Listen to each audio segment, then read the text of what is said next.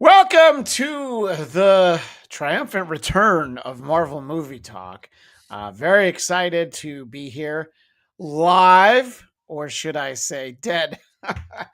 Oh, we kid here at the show. Thank you so much. Anyway, happy to not only be back to have some new Marvel content to talk about, but we literally got the band back together. As always, I'm Christian Bladt, joined by Count Eric Conner. I think who's just a female ghoul action figure, and not ghoulish in any way. Our friend Nate Miller. Nate, great to see you again. Hi. And I'm deciding that we are going to go clockwise. So then that brings us to Count Brody himself, the great David Brody. How are you, sir? Barely a Duke. I'm good. Thank you. Barely a Duke. Yes. Thank you. Yeah. Maybe a Captain Brody. Colonel Brody? I don't know. We'll see if you get promoted during the course of this. And of course, making her triumphant return, the one, the only, Katie Hampton, who has an Agatha Harkness. And I've got no toys that I can reach. So then I always end up doing the same thing because I have no toys. All I can ever do is show off the Loki sauce. Loki sauce. But you can't. You can't show it off. I know. It's now transparent. That's like the next stage of its evolution. It's part of the Avengers Tower right now. I would be terrified if I opened it. In any case, we are here today to talk about Marvel Zombies, the 4-part miniseries that sure feels an awful lot like a first season of a series if they decide to. And I want to get everybody's thoughts.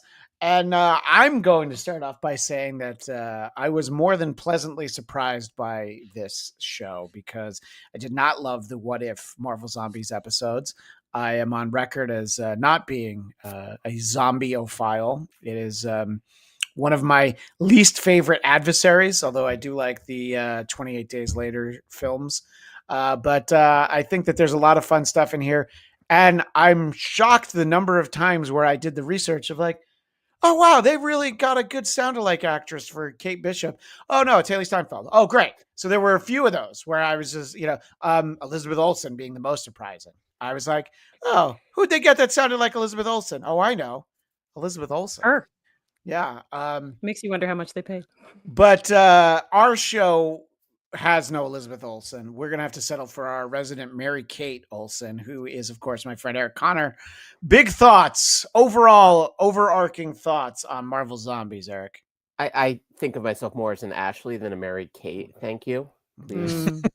Don't miss-sibling me. I can say it. I see it. Yeah, I mean, totally. It's all over. I completely agree, Christian. This, especially because we have a 1-2 punch, for those who are brave enough to stick around for the Geekscape Book Club, compared to the comic book, I thought this was a huge step ahead.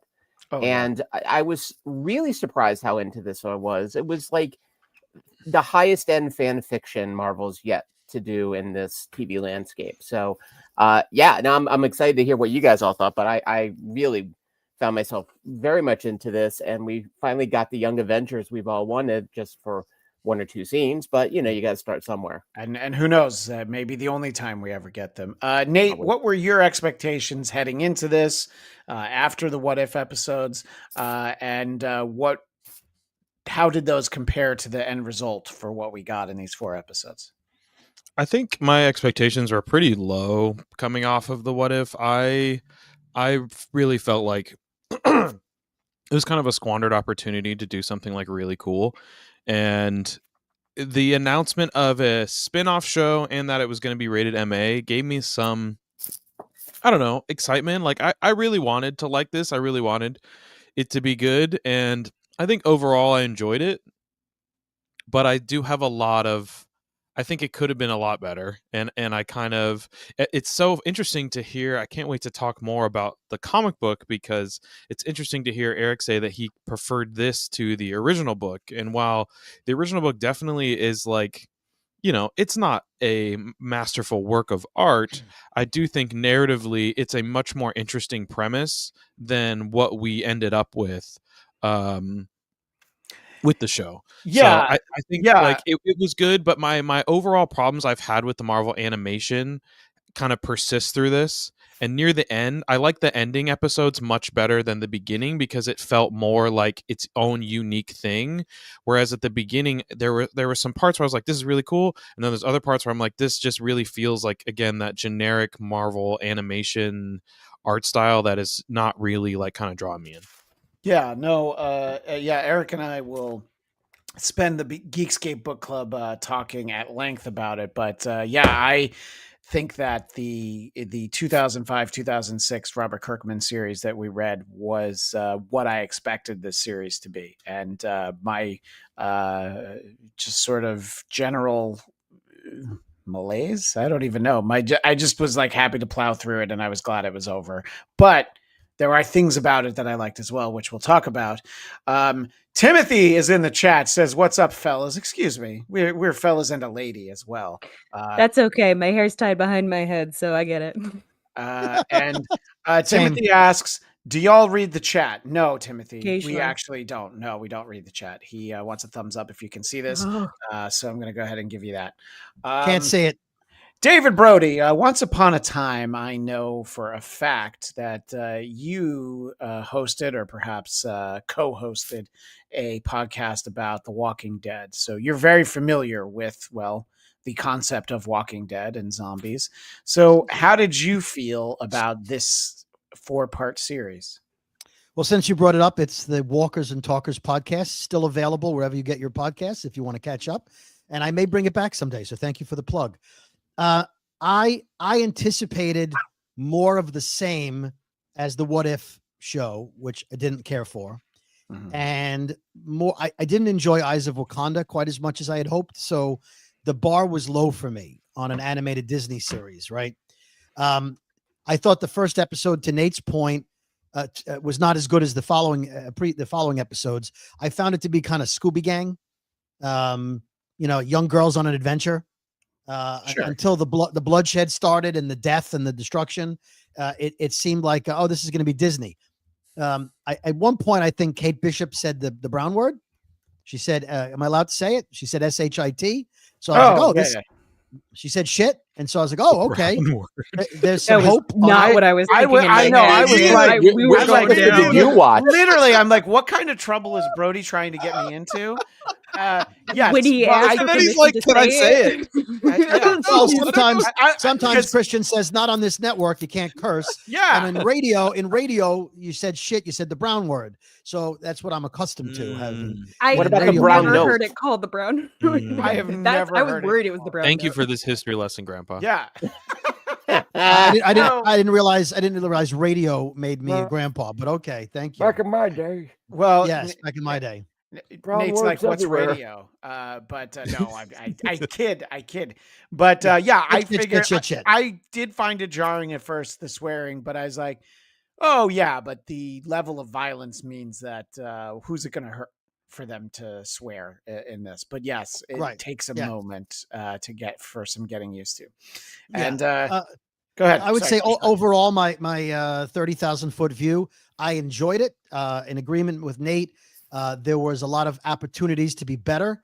I thought the violence was way too fast, which I guess was Disney, but it was like spear through you, boom, gone, and it just moved on.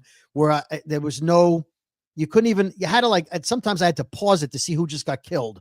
Did Thor die from Thanos? No, he didn't, because he's showing up later. Like there was just too much that, and I thought the voiceovers were a little muddled at times. I had to put the subtitles on. But again, visually it got better as far as the graphics. I enjoyed it much more than What If. I will say that Moon Knight got a raw deal, and I will hold it against this series. I understand why they did it.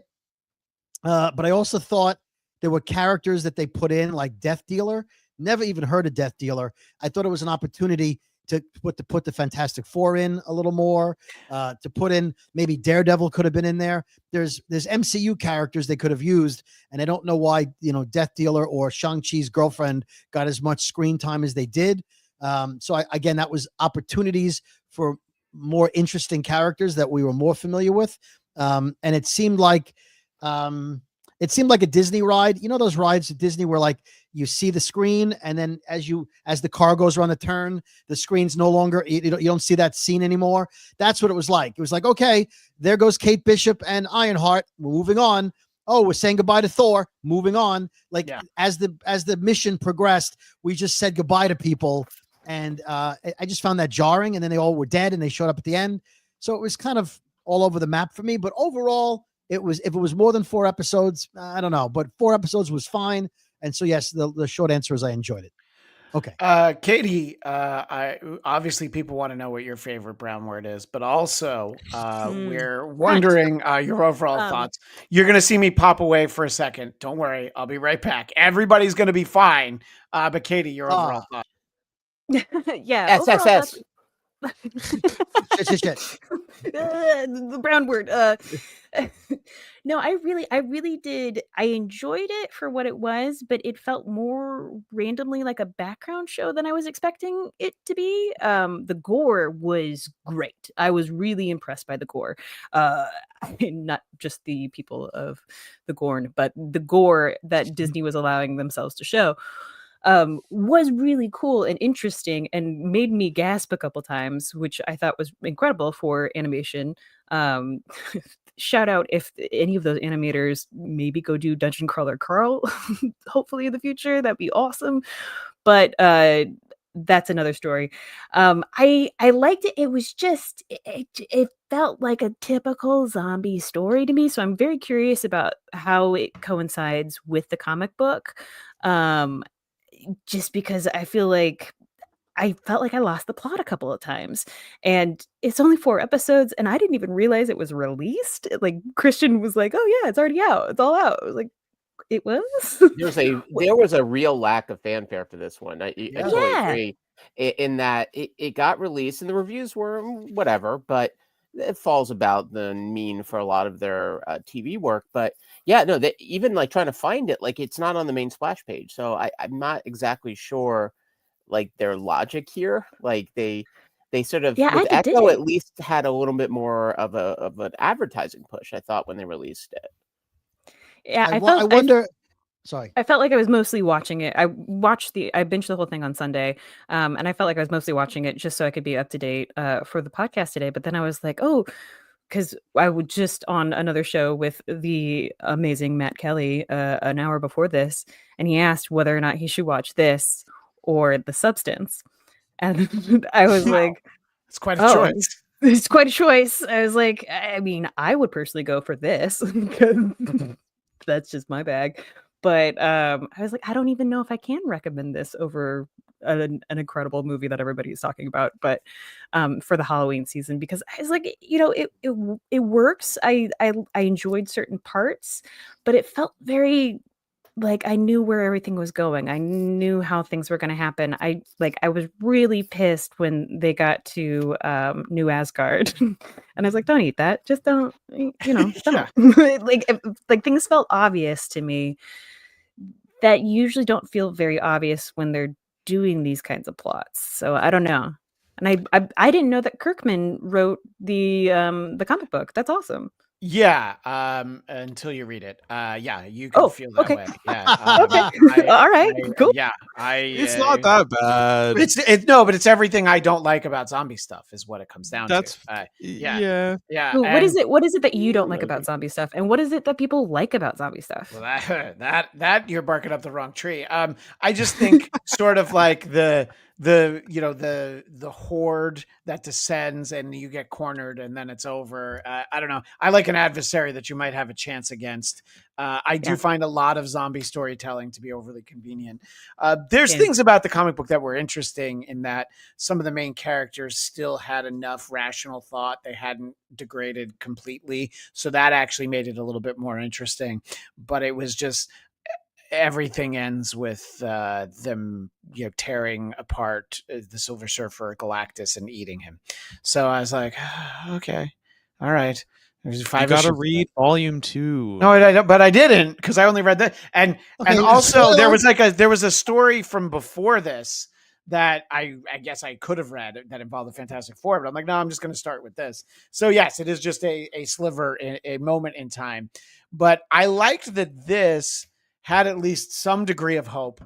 And then the way that good storytelling works, they get to the Nova Corps and they're like, no, fuck you, we're going to kill you. And I'm like, all right, all right, I like very that. much like getting to the CDC and Walking Dead. Yeah. Oh yeah. Yeah, we can't Well, help and you. that's where it's funny. The show is more like Kirkman's Walking Dead than the comic. And Yeah. and Yes. when we get over there, I know one thing that's interesting about the comic point of view. Point of view is really unique in that, and that's one thing I did really appreciate about the comic series. But here, one thing as far as a series goes, as a TV series, that we did have a few key characters that we actually were following and rooting for. I think it was a very smart use of sort of the B team that they were able to put together here. The TV voice actors they can afford. And I thought that they like made really good use of it, though. Agree, like the Blade Moon Knight hybrid, Blade Knight. Blade Knight, curious like choice, but when Blade slices a guy, in 6 easy swipes, then it's like, all right, I'm perfectly happy to just have Blade back on the screen, in any shape or form. You realize they only did the Khonshu thing so they could get into New Asgard because there was a god among them. That's what it felt like, and I was bummed about that because I do love the voice actor who plays him. Like I would have loved to have Mahershala. Mahershala I always say Ali, that. yeah. Mahershala. Yeah. I would love for him to have been the voice, but they still got a really phenomenal actor, Terry. Todd Ryan Williams. Ryan Todd Williams. Williams. Todd Williams, yeah. Barry Williams, I believe. Yeah. Jessica Williams. Baritone voice. Brian Williams, disgraced Jet NBC Williams. news anchor. Yeah. There's so many choices. Yeah. Robin. It's Robin, guys. You know what? Yes. Oh, okay. Oh, Too soon. hello. Cindy Williams. Anybody? All right, enough. So yeah, but I do think that bell? it's funny because their Spider-Man sound alike is the same guy they used in What If. So it's a lot of like, okay, these are at least familiar voices, even though they're not the actual voices. Now was Paul Rudd was used, right? Was he? Yes. So you realize that they didn't want to waste Ant-Man, who's useless in a zombie apocalypse. So because he was available, they put his head on Doctor Strange's body so that he could have a flying ability. Just his body, just his cloak. It wasn't even a body, right? Wasn't it just cloak? I think it was the cloak, but they gave him the Doctor Strange powers because he could create the circles, the right, so which came in handy to get Spider-Man out of there. That was it. The sling ring. That was it. Otherwise, any head. And then later they bring back Ant-Man, but it was Henry Pym, his old man Ant-Man. Right. I'm assuming, right? Yes. But yet with a young Hope Van Dyne too. Yeah, but a young Wasp and an old Ant-Man to explain they had to have an Ant-Man because the other Ant-Man his head was taken off, and Tony Stark. Any head will do is what you're saying. Wasn't that Ant-Man in the What If episode? Am I wrong about that? So. I think you're correct. I think that was already established. Okay, because they didn't even explain who he was until the end when he's like, "It's just my head," at the end, and I was like, I didn't remember who he was. I'm like, who's the head on the Doctor Strange cape body? You couldn't tell by the voice. I didn't hear it enough, and I guess star of Halloween 6. You didn't recognize him from Halloween 6. Yeah, and then I love the Iron Man thing. They wanted to use the Iron Man armor, but they didn't want to pay a Tony Stark voice, so they're like, "Oh, he's just the armor, and his head's gone." So I love that it was Friday. He gets his head popped off in the first episode, so that's why it's not just because it was in the What If episode that his head got popped. On the What If episode, yeah. Okay, all right, in the first What If Zombies episode. Okay, so I don't remember any of that. We could dance around the things that did work, but Nate, I want to dive right into what stuff worked the least for you in this series. What's the worst? Why are you passing this to me? Because Eric, I'm going to spend an extra hour with Eric. Yeah, he's got plenty. I don't know, man. It just doesn't it really somebody said fan fiction and I was like, oh yeah, I think Eric said that. That's exactly what it feels like. It feels like somebody saw the title Marvel Zombies, didn't read the book, and was just like, yeah, I got this. It's like an adaptation of a fan fiction based on the MCU, which is based on a comic book, right? It's like an adaptation of an adaptation. It feels really weird to me to have this forced we have these characters and these actors likenesses, so we need to force them into this story. Like, I'm sorry, I don't want to see Aquafina anymore, especially not in an like animated like this and using some of the rings. Like, well, why? That was shocking. That yeah, Like especially it, the background on her. yeah. And I think the Moon Knight the Moon Knight Blade thing is a perfect example. This is something in a what if alternate universe story, very cool thing. Just drop this in there, even just like a little bit of lore or something, but it didn't feel like something that like happened in the world. It felt like David said, like it felt like they needed a god to have a god in the party so they could get in there. So writing backwards, they were like, well, what if we just it's Blade, but we actually make him, the Khonshu's guy. Like it doesn't feel, it feels very by the numbers. And the animation thing is really a problem with me. Like when I first started it, it just feels like a low budget Pixar knockoff. Like there's a couple whole scenes that only have like 3 shots. It feels like a fan made machinima content where they like make a movie in Halo 2 or something. And if you're doing that, then like, okay, I'll cut you some slack. But when you keep cutting back and forth to the same 3 shots, like not even close-ups to these characters that are talking, and then you have these really janky animations where there is no idling, there is no posing, they just kind of stand there until it's their turn to talk, and then they move like puppets, and then they go back to being neutral, and it just feels really weird. There's a couple scenes that felt good. I think in particular the Black Panther Thanos fight was really well animated. That was one of the few fights that actually felt kinetic. It had, you could see the movement. But a lot of the other ones, like especially in the end like this, were marred in darkness and like not a big, like the idea of Infinite Hulk. First of all, it doesn't make any sense, but whatever. It's cool. It's very cool. But like he has this power, but if she touches him, she can take it from him, but like he can blow all these armies away. It just like it doesn't make any sense. Like none of it feels like a child came up with these things and then at the end was like, and then the ships come down and they shoot guns, but then they open the shields up and the guns go back at the ships. Yay! It's like I don't understand. This could have been so cool. They got this rare allowance to have this MA rating, and instead of dealing with any type of like actual mature emotional depth, the only thing they did with it is some shots of violence and like the brown words, and like the occasional F-bomb. Like it was like totally squandered. I don't know.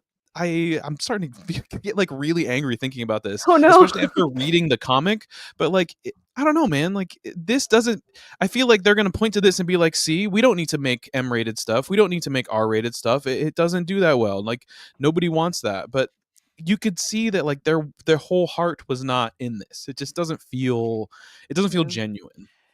To an extent of what you were saying, Nate, there is sort of like a toy box feeling of like, "Oh, here's what we've got. Let's try and mix and match this." That would be like when I was a kid, the unauthorized crossovers between Star Wars and GI Joe that would be very, very litigious if I tried to have made them public. But it's fun when you're a kid and you're doing these things, and there is a lot of the thing that. It's a lot of What If, the TV series, to some extent, the later incarnation of the comic book. It's a lot of like, oh, that's different. Why? Why Baron Zemo? What are you going to do with it? What are you going to do? He didn't even dance. Well, that's a great point. I'm embarrassed that I didn't think of that. So yeah, and I think that a lot of the stuff that we got in this series, it is a lot of like, oh, well, why is that? Like, I think it's a great Kamala Khan story. I think she's a great through line from it, and I thought, well, she gets a lot of time. She does get a lot of time, and I was excited about that. That was the thing that was like, oh, cool. Like I agree. I think Eric, you said it like, or no, Brody, you said it. The first episode was pretty great, and then everything else was kind of like, what? Well, but I love that for the second. I thought that this was going to be 4 unconnected anthology episodes about this world. So when it was connected, I was like, I graded on a curve a little bit. I'm like, oh, this is going to continue. I thought we were going to see that, and then the 4th episode would be okay. Now we try and get this to space instead of the way they did it. But finish your thought, Katie. Sorry. No. Forgive me for interrupting, but that was kind of the frustrating thing about it is that we get 4 episodes all fully, locked out, like brought out to us, and it's not a full season, but it is connected. But at the same time, there's so many, like there's bending over backwards with some of these connections that it was just like the. Here's the thing that honestly, truly made me the most pissed off about this. Did you see this lovely logo? Could you put us back on the side? I will. Hang on. Okay, sorry. Thank you. Oh, no. Did you see the Marvel Zombies, like the title here? Yeah. Their title card was just white. It was just. I believe Yes. it was Times Old Roman, I think. It They was went with the most PNG. important- New Roman, not old. Yeah. Not old Roman. All right. Modern Yeah, Roman. I was just like, why you're not even gonna have like a cool title sequence? Yeah. Like, especially if this is connecting, like this is a Yeah. sequential through line 4 episodes. There I could get have that been it's a blood limited dripping run. down from the lettering or something. You're right. I thought the same thing. Or There was just nothing. use this logo if they're going to steal it from the comics anyway. Yeah. Just use it in the show. Right. Nick, does Also, the this mouth? poster makes me so mad because the show doesn't look like this. No, it Chris, doesn't. what? It doesn't. Not even a I- little bit. I will say that like I completely forgot that Hawkeye was a zombie in this, and I was Oh, like, yeah. "Oh, that's interesting." And they're in this whole. I mean, this did feel like beat for beat what the season arcs were for The Walking Dead for Yeah. each episode in like the first 4 seasons. That's I mean, weird. them being in the city and whatnot, and being surrounded by zombies. I was like, "Yeah, they don't stand a chance." And then when Hawkeye comes out, I was like, "Oh, that's interesting." But then we pretty quickly we get zombie Captain Marvel. I was like, "Oh, well, you guys are fucked. Like, there's nowhere you can go with that." Like, Yeah. They try to explain that a little bit with the idea, like, Thanos didn't quite have his mind, and so they Right. but that line is so much later. Yeah. That, to your point, Katie, right? It doesn't explain like, Captain Marvel everyone should be toast. That should have been a 7-minute show. She Yeah. shows up and like, all right, that's it. Thank you. Come again. That could have Did been you- it. Did you notice they did the reverse of the Avengers movies where in the movie before Endgame, which one was that? Infinity War. Infinity War. Infinity War. Yeah. Sorry. In Infinity War, the main Avengers all lived, and everyone else got blipped. Right. They conveniently somehow, through fate, the core 5 or 6 Avengers all lived. Yeah. And in this one, everybody worth a damn was already dead when the thing started. Right? Now you got it. Scarlet Right. Witch. They're like, who? It was like, again, it's like, you mentioned Barry Williams earlier. Do you remember when he became Johnny Bravo because he fit the suit, right? They made him a star because he fit the suit they already made. This show was Do I? made. This show was made. Yeah, that is very good. This show was made because they were like, well, what voice actors are available? Which ones are passable? Let's write a script around who's desperate enough. Like, oh, Amon Villani, she doesn't have a job. Let's put her in this thing and put her in the whole thing, right? There was no Iron Man. He was dead. Captain America was dead. The Hulk was whatever. Infinity Hulk. But you can almost see the Excel spreadsheet with Whoa. everyone's salaries, how much their lawyers cost, their agents. Hawkeye. Yeah. Right. Oh, by the way, There's that Hawkeye's line. dead. to Brody's point, the even infuriating know to speak. thing, the infuriating thing about Infinity Hulk is that that's Mark Ruffalo grunting.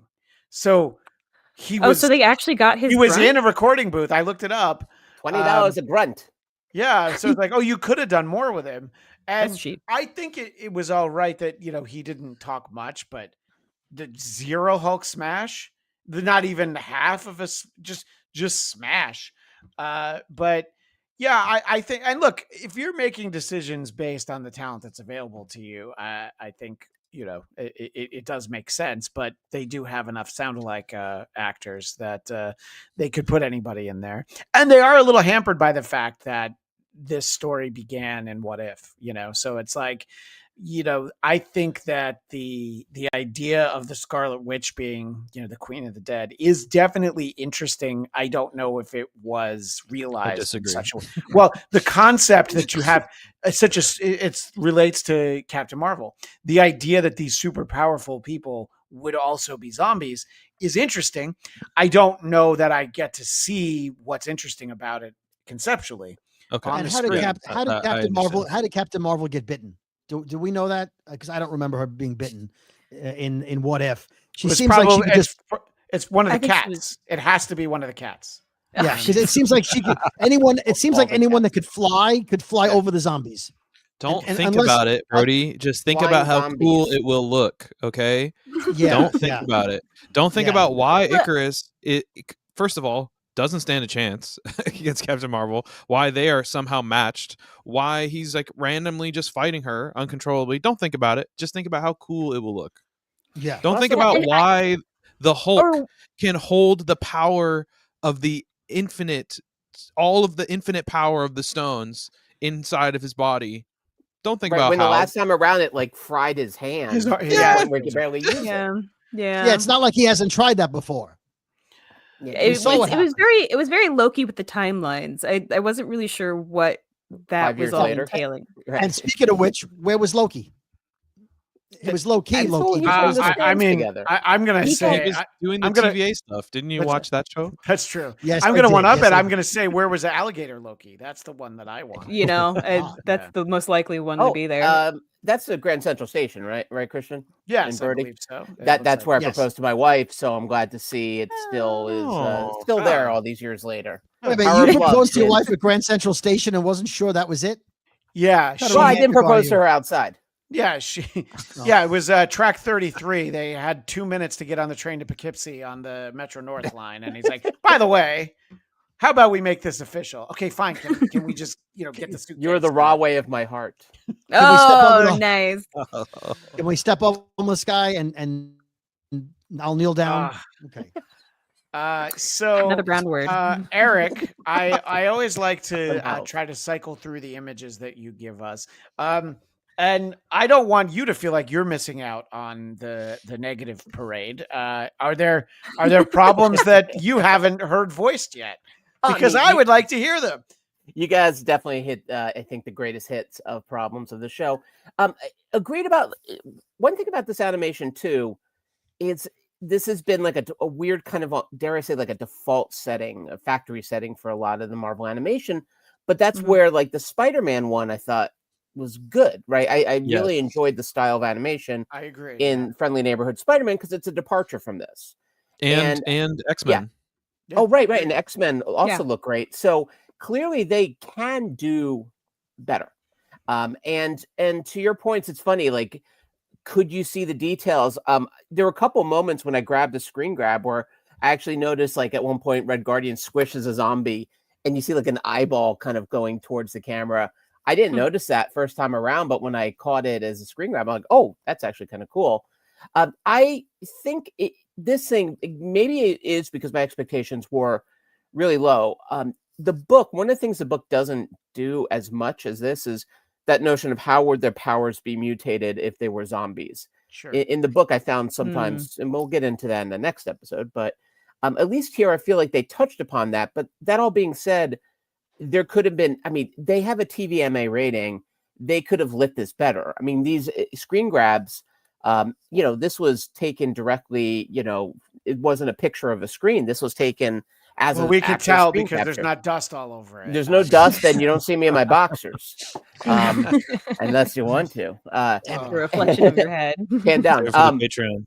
But they basically, Exactly. there's all these moments where, yeah, it's like the details are lost, and they have that TVMA. You could use it more.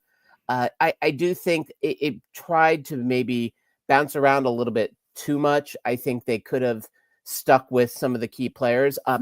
That all being, oh, and by the way, can anyone explain this to me? The Yes, giant I can. bugs. Okay. Thank you, I please. can. Pim So particles? shortly after this, they run to the right of the screen, Yeah. and they say there's an explosion at the PIM factory, and Thank there's you. giant people coming out of the PIM factory. So I'm I assuming missed that. that PIM Okay. particles got on the bugs. Now, Well, you why know what? not We show needed a more of picture, that? we needed a picture in a picture with Brody doing like the old VH1 pop-up video where Brody just comes on and he's like, "Hey, that's what these are," and then he pops back out. And that would actually. Oh, we should make that. Brody We should cam. make that. It's actually great. Yes. For every WTF moment, and we just put Brody. Just like, this is why this is happening. But I think Well, this also speaks to where What If sort of drops the ball. Like, it is trying to put just too many things in the bag. And they definitely had that. Now, the fact is, like, I like Shang-Chi, so I was happy to see him. Anytime I could see Randall Park, that improves my mood 17 to 18% every time. And Aquafina, I'll defend to an extent, though. That idea of here, take some of my rings. I mean, that's sweet and all. You need those rings because it keeps your arm from mutating. Yeah, that's why I kept thinking about that was a really forgot cool about that concept. Well, especially the idea that he kept it on for 5 years. But yeah, I agree, Nate. And the idea that he's less able to give away any of those rings than if he did this, in the actual present day MCU. So I don't know. I guess they feel like the two of them, go hand in hand. And then it was like a weird continuity thing where, so he hasn't become Shang-Chi yet in this moment, but other people had that, Kamala had gotten her bangles. So there's like, well, where are we in this? And yes, I do like to have the little asterisk with a note from an editor that refers to the past issue where I'll get my answers. And they just kind of threw that by the wayside. Well, there was a 5-year jump, Christian. He wasn't Shang-Chi at the beginning of the zombie apocalypse. And then they jumped ahead 5 years. And I guess that's when he trained Aquafina to be a 10-ring user. Well, so by the time they caught up to the rest of the Scooby gang, I think they were all 5 years later. So, all right, if that makes any sense. Mad Max Marvel Road. Mad Max karaoke again. That's Steve Perry. Why? Well, it's because they're from San Francisco, I guess, and and it's funny because like when I was watching this, I was like, I bet if Nate's on, I'm gonna agree with him on a lot of stuff. I do. It's like, you don't wonder about when the lights go down in the city. You don't want to be there. I want to be there. Okay? It was cool. It was a very cool homage. Them singing reference to the show, like to the movies. Like, I get it. It was cool. It just didn't make any sense. It felt like it retconned some Secret Invasion type stuff. Hey, if you mention that show again, you're out.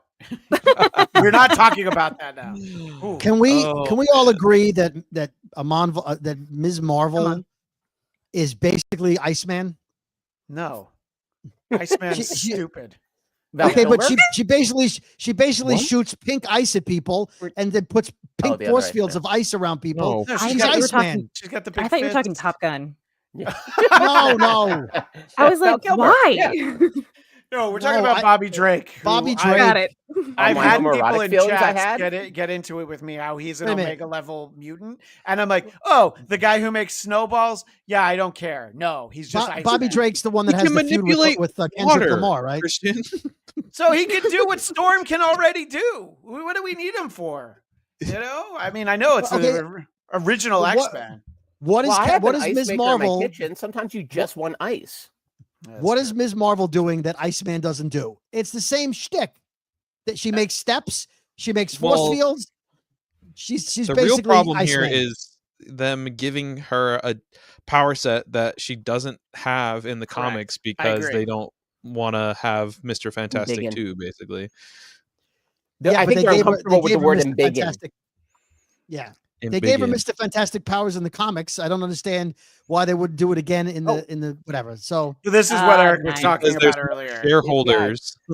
I honestly think the reason why this and What If have that animation issue that we were talking about, this like kind of genericness, as opposed to the Spider-Man or the X-Men show having it, is because of shareholders. I think that the company that MCU is, it says, I want these characters to look like the actors that we've invested in. I want them to be recognizable. I don't want it to be stylized and have an artistic departure, its own thing. We want this to be a ancillary product to MCU consumers and enjoyers. And so we want it to be recognizable as MCU stuff. And I think that's why What If looks that way. That's why Eyes of Wakanda looked that way. That's why this show looks this way.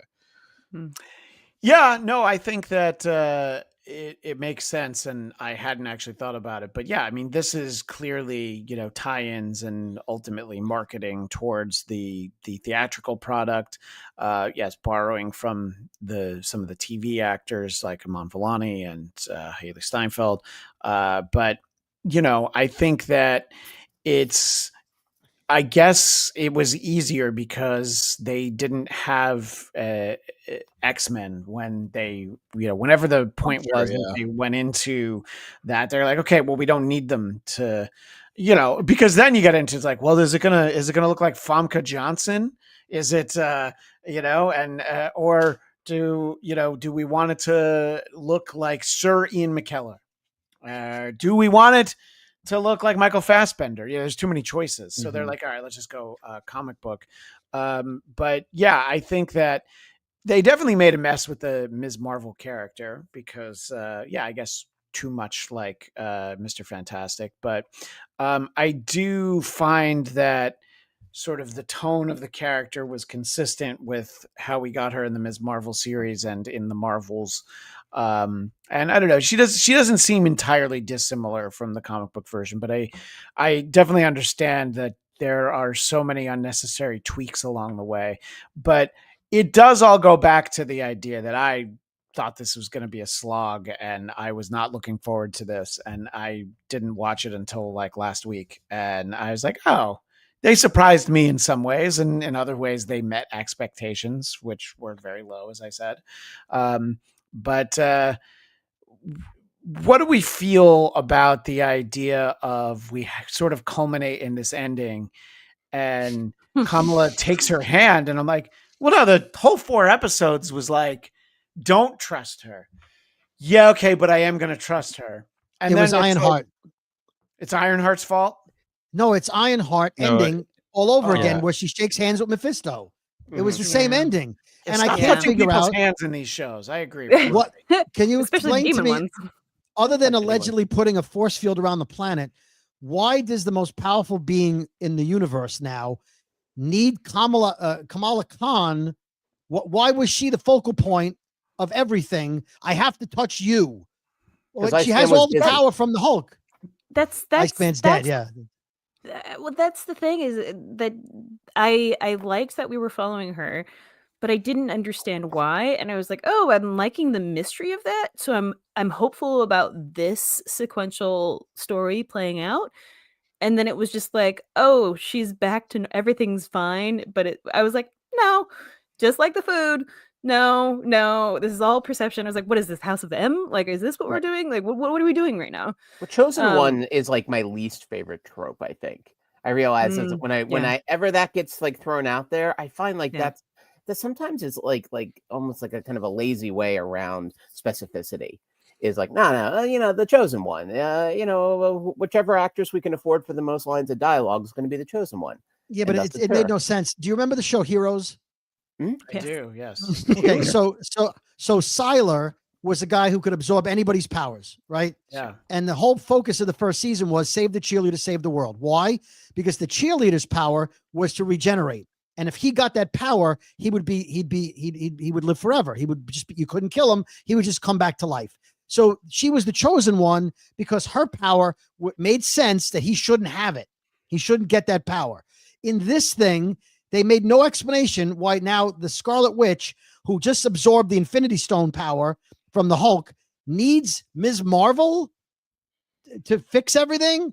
So then I thought, okay, when it was a dream sequence, I'm like, okay, Ms. Marvel dreamt the whole thing and that's why she was the center of the story. And that's why she was the chosen one. End it there. I get it. It's goofy, but I get it. But then it's not really what's going on. And that discounts that whole theory. So then what was her purpose? And why are they pretending that they're drinking boba? How does that help anybody? Is it the Matrix? Where they're living in the Matrix? It gave me They Live vibes, actually. It's zombie boba, actually. So so was it like the Matrix, where if they just pretend they're living, they don't really know that they're trapped in a machine to feed the aliens, whatever? Like the ending made less sense when they explained the ending. So I don't know. I'm just F it. And there's always something that I feel cheated when a series or anything ends with essentially false the ending. the end ... question mark, and I'm like, no, just end Yeah. it. Cue Ming the Merciless taking the ring. And after 4 episodes too. Like I'm not saying that they weren't like fully, actualized. I mean, they kind of weren't, but at the same time, it was just it was just like, okay, after 4 episodes, you're gonna leave us with a cliffhanger that we know probably won't be fulfilled, and so we're just an extended what if episode that was kind of disappointing to begin with. Like I thought it would be so freaking cool. I loved some of the action sequences. I love people getting like, I mean, Kate Bishop dying. That I was like, oh, that hurts. When Thor and Rocket came down, that was emotional. Yeah. David Harbour, bless that man. My God, the way he was screaming into that microphone for his daughter. Yeah, dude, nice. Brody's shirt, everyone. You're gonna make him put the helmet on. Yeah, I'm not. I'm really Do not. it. My doctor actually told me I should never. He's great. Be right, Guardian. He's great. He's great. I've never seen your skin as red as that hat before. I'm still traumatized by it. In the chat, one of my favorite contributors, X-Men superfan Emma Frost, I believe it needed to be a stronger mix between existing strong A-list level character and the other new ones. Yeah, I think that they probably were like, well, here's how many sound-alikes that we want to use, and since we don't have access to the actual voices, but that shouldn't have been a concern. You're like, we're already doing it animated. Who is best for the story? Exactly.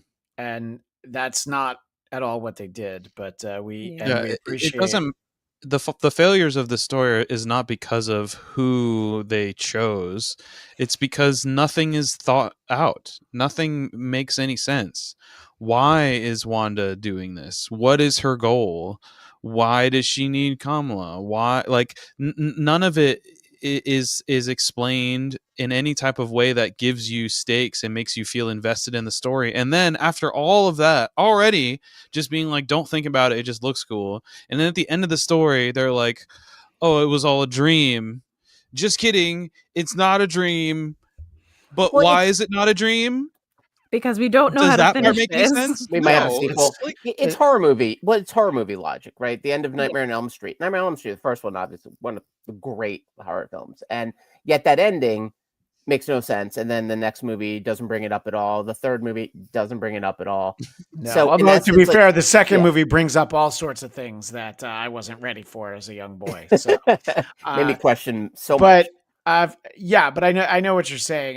Ladastro says it felt like this and Wakanda were the last of the quote unquote old MCU before the reduction of output. Far too finished to drop, but with a reduced budget to finish. It was almost like, yeah, how close are you to done? Well, we need another 6 months. Okay, you have 6 minutes and go. Yeah. I hadn't thought of it that way, but it's a great point. Sorry, go ahead, Kay. No, sorry, I keep interrupting you. I'm sorry. I agree. I think I think you hit it on the head. I think it was rushed. I don't think that anything could be fully realized. I feel like what I got out of this series was not just a lot of frustration for my own self, but it felt like a lot of artistic frustration because it was just like, I mean, look, zombies and like zombie lore are really interesting and they're really poignant for differing times of when they come out and become popularized. And I think this was the right moment to release a zombie Marvel Zombies, but it needed to be a little bit more worked on. It needed a lot more plot, and it needed a lot more logic to it. And that was the thing that I was kind of bummed about, is seeing all of that. It just felt super rushed. And I mean, I'm going to be rewatching The Witch's Road and singing that song before I'm going to be rewatching Marvel Zombies. Mm-hmm. But what about, I said we weren't going to mention it, but what about Secret Invasion? I still haven't watched it. You know what? I would love. You've never watched. I would love to want to live in. I watched the first or second episode, and like I was like, I can't do this. This. Oh no, but it gets so much worse. We do a the live finale stream is. of I your know. reaction? Yeah, no, I want. Right. I just want like literally the KD cam, where it's just on 24 hours while you're watching it, and you're forced to keep watching it while doing your job, while spending time with your beloved, and yet the camera's just on your face. Don't even show what's on the screen. And every time you That's say my Yeah, vote. one of those. every time you say what the F, we do a shot. I Oh. think My I, podcasters for one, died hope from that alcohol you- poisoning. Drunk. Okay, good. Sorry, what were you saying, Nate? I for one hope that you never watch it. Yeah, me too. Yeah. By the way, Nate and I were the only ones, I think, that first know. episode, we were both like, nope, this is not good. And everybody's like, no, it's not so bad. Now you Week guys were the two- canaries. Yeah, and well, we were we the knew. coal mine. We knew right away. Nailed it. Maria Hill's still alive. Yeah, you did. As far as I'm I concerned. mean, look, this is not we've said a lot of negative things, but this was not that bad. I No. would give No. it a solid B minus. Oh, Wow, that's Maybe I'm gonna say an I mean, angry B minus, but Yeah, solid works like- too. yeah, like it should be a C, but like it's short. You know, the it doesn't make a lot of sense, but the parts that don't make a lot of sense are cool, you know, Sure. and we got to see some more characters that we don't necessarily get to see kind of in, like, there are cool parts about it. It's short. Such small Like- portions. I think I heard that. I can't wait for like the press release where it's just like Well, it is Geekscape's short. Marvel movie tugs. Nate says it's On the short. bright side, it's The critics rave. It's short. The a not surprising comment from someone who identifies themselves as X-Men super fan, Emma Frost. It needed the X-Men. That would have gone a long way, Yeah. by the way. It really would have. Yeah. I thought Storm was Absolutely. appearing at one point, actually. I don't know if- Yeah. and then it wasn't. Yeah. It wasn't even nice. How much you want to bet that got into some kind of legalese in terms of like the Fox Disney stuff? Well, like, she ended up in What If though, so yeah, it's hard to Yeah. say that, but Yeah. Well, But give you a I think what if. I think even that second What If season was like ugh, yeah, that's rough. produced after this. I think this has kind of been sitting. I think that commenter nailed it on the head, that I feel like this has been sitting for a while. I don't have any reason to believe this, like any factual evidence behind this, but especially with the Mahershala Blade, it really signaled to me that, because like I don't think that's happening anymore. Like I think It we've doesn't feel kind like of it. Oh, jumped that the my shark theory at this was point. Becky Lynch was yeah, the I know model that's for Wanda. That's the problem with Eric's stuff, is that he always puts in like extra things. So you felt that, and I'll let you finish. That's your the thought, Nate. problem. So yes, that is the problem. That is absolutely the Son of a problem. bitch. So Son of here a we B-word. have Wanda Maximoff, and you felt it looked like this is Becky Lynch, I guess. Becky Lynch, the man, Alright. a legend. I mean, seriously, it's her. It's her model. But I'm sorry, Nate. Continue, please. No, I know. I'm like, I'm so No, glad no, that that's why I don't- interrupted Nate. You suck a thousand. I'm I sorry. think Yes, I Nate. got most of my point out. Oh no! I was happier Oh! there. In any case, yeah, I think that in general, none of us expected much. And then what we actually received, it's varying degrees because of what my expectations were. I kind of had fun. I thought it was, it was light. I do feel robbed with there being no real ending. I mean, it's Yeah. always the Monty Python and the Holy Grail ending. It was like, well, we'll just arrest everybody and then we run out of film. And I'm like, okay.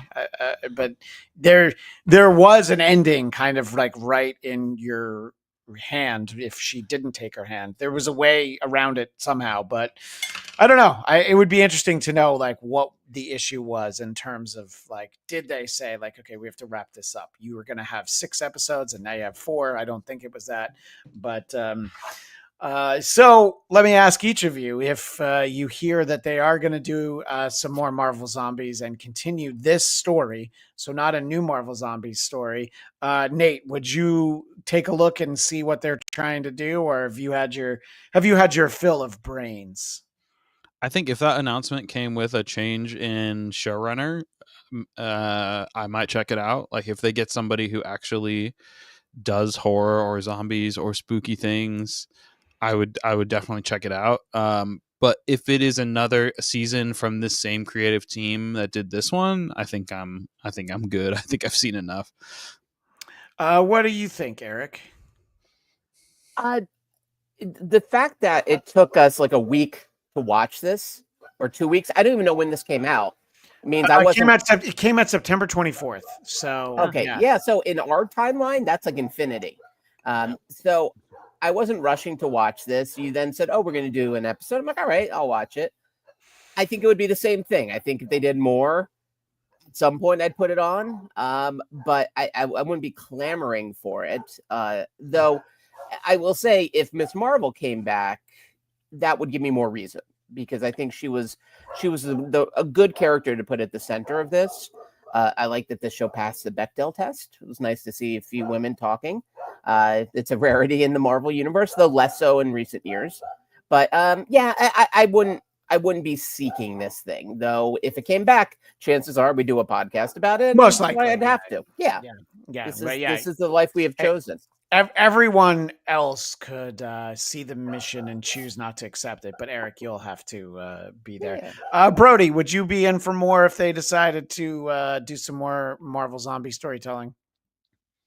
I think I agree if the showrunner and the writers were different, but my problem would be all the characters in the MCU I like are dead now. I don't know if it was a dream or not. I don't know where you'd pick up. I don't want another series to end this way. And I don't know where they go with it. And so I would watch it if you told me we're doing a podcast, because I'm always up for a podcast. So if I had an opportunity to bitch about it, then I'm in. But if you said, if we all don't like it, we won't do a podcast, I'm out. I would have no interest. All right. Let me announce here that we're doing a rewatch of My Mother the Car. And so, Brody, I like to make sure that you're there every week to talk about what Jerry Van Dyke got up to each week. Only if Nate calls you an old man for making that reference. Yeah, what the that joke was for Brody. It was for and me. Christian, I alluded to that. That's true. In my class yesterday. We talked about terrible TV ideas, and I brought up My Mother the Car. So the fact that it came up twice in 2 days means I'm really old. Yeah, before my time. Yeah, or maybe Nate and I need to watch that. No one needs to watch it. I assure you. So. No, yeah, I just looked it up, and Google told me to hold on while it looks through its paper files. So, Katie, if it comes down to watching My Mother the Car, or Car 54, Where Are You? Or Marvel Zombies, which one do you think? Which one am I going for? Yeah, which one? Car 54. Car 54. Those are your choices. Yeah, it's got Herman Munster in it. Apparently, the audience wants me to go with Car 54. Let me see. No. I would. There's always a part of me that's very curious. It didn't put me off of this genre in general. You know, like I do enjoy animation from Marvel. I do enjoy a good zombie story. I feel like I almost need like a little bit more assurance in order to like really invest. But at the same time, if it comes out 4 episodes in March next year or some stuff, it's too soon. Cool. Oh no, that's okay. I mean, like, cool. I'll watch it. Yeah, sure, I guess. But like at the same time, I'm like, I don't have much. The bar has been really lowered, I feel like, in recent years. And you didn't even watch Secret Invasion. I didn't. No. Okay, imagine Echo underground. Echo, and then 10 times worse.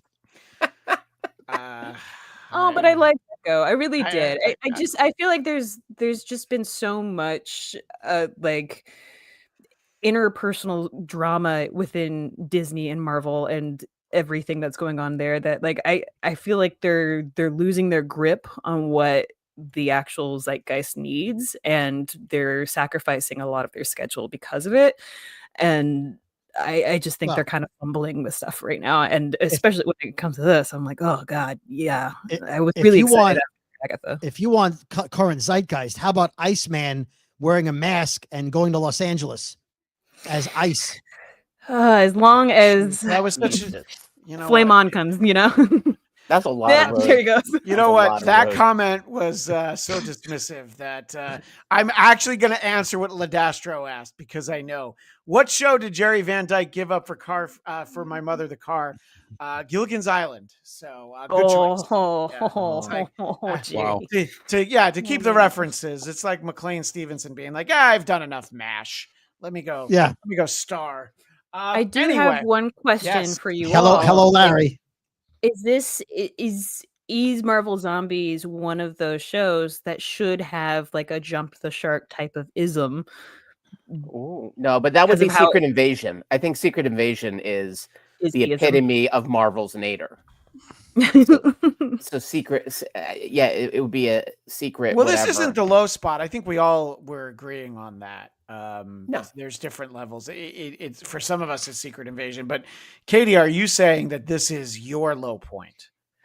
It's for the animation, it is, which bums me out because there's some really incredible artists, and I just don't think they're utilizing anybody to their full ability, and it's not exciting because the work isn't very exciting, and they're taking a lot of stuff apart.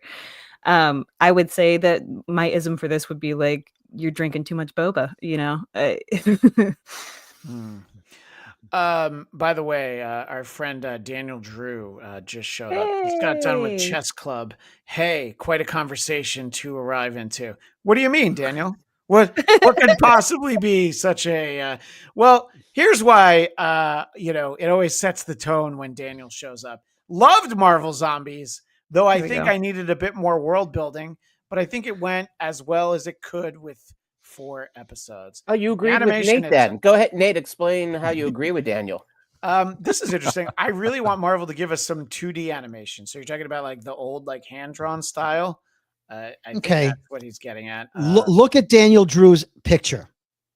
Okay. He's leaning off-centered and it's dark, just like the animation in this cartoon. I knew you were going That's sees why he himself. likes it. I knew He that's where sees it was himself, going. right? Yeah, he feels seen. He looks like a picture that Eric would send to Christian to show how poorly lit it is. The only thing missing is Daniel's photo being covered in dust. Anyway, We just need the photo that we took with Daniel Drew at Comic-Con. I know I didn't think he was going to be here, so I don't have it ready to go. Because he told me he wasn't going to be here, and this is the first Had my time mother where the car ready. yeah, well, no, mother. I can Google my mother the car. That's easy. I can't Google that picture that I took at Comic-Con with Katie and Daniel. That I can't do. I'll do anything for love, but I won't do that. In any case, if you watch this for more than an hour and you're trying to figure out, well, should I watch it or not? I'm going to say maybe. But, I think that if you, I don't know who this would be better for. If somebody who likes zombie content, are they going to be more let down than I was who dislikes it? I feel like it was suited for me because I'm like, oh yeah, I don't think I'm going to like this anyway. And Nate, my understanding is you also weren't expecting that much. So ultimately it's like, all right, well, we got anything that is again, not Secret Invasion. So I guess that works. Yeah, I mean, I want this to be better. I want the overall prevailing message to be, this is cool. It could be cooler. I want them to keep taking swings. I want them to keep making stuff that's not for everybody, but I want them to give that stuff the freedom to really be for the target audience. They needed to decide, is this for people who are MCU enjoyers who want to get more extra content? Is this for Marvel comic book fans that liked Marvel Zombies? Is this for horror people that want to see zombie and guts and like real actual like horror stuff? We kind of got a blend of all of those and not really committing to any of them, and I think that's why we got the product we got. Like I always will applaud Marvel for taking swings. That's what they need to do more of. So happy they took the swing. They just need to put a little bit more oomph behind it next time, I think. Yeah, I think I think that sort of says it all. We kind of know where everybody's at. Brody will watch this if we're doing a podcast about it, and we can all go from there. And I did have enough of a time to filibuster in that I finally, Katie is on the show while Daniel is in the chat. Which one is you, Christian? I'm the cartoon guy with the glasses and the gun. That's me on the wall back there. And that is our friend Daniel Drew. Look at that. Well lit, well centered. So not at all like Marvel Zombies. How can you tell that he's lit in the picture? I was there. Anyway, so we appreciate everybody who joined us in the chat. And thanks for hanging out with us. We'll have some more stuff before the end of the year. I guess is Wonder Man really the next thing? I never believe it. I never believe anything is actually coming out when it's supposed to, but we'll be back. But I didn't believe you when you said Marvel Zombies was out. well, that's true. I know. Well, you were like, well, they would have promoted that. They also didn't really promote Eyes of Wakanda either. You know, No. They didn't. by the I way, actually forgot. the production team on Eyes of Wakanda declared bankruptcy yesterday. Oh, No. Not Yeah. enough Oh, money in jeez. vibranium. Well, yeah, I Well, guess they didn't get any a follow-up job from Disney, so they yeah, are well, I officially guess- out. All right. Well, Or on that Disney note, didn't pay Katie, them where enough in can the people first find you? You can find me all over Geekscape. I'm on several different shows called Napping Through Happy Hour, Christian Cringe, Movie Talk, and the newly brought to the Geekscape network, Trek Mary Kill. I highly recommend checking that out if you are a Star Trek fan.